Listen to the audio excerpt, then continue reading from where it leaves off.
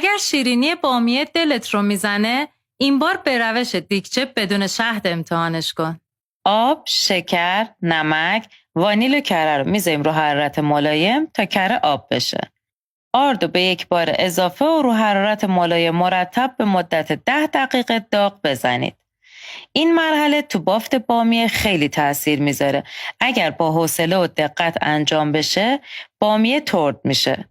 بعد از اینکه خمیر خنک شد، تخم مرغ‌ها رو دونه دونه اضافه و خوب هم میزنید.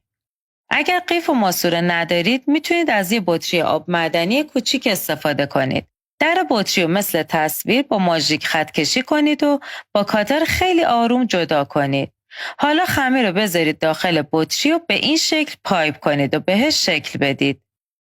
داخل روغن داغ با حرارت ملایم سرخ کنید. بعد از سرد شدن میتونید رو این بامیه های ترد و خوشمزه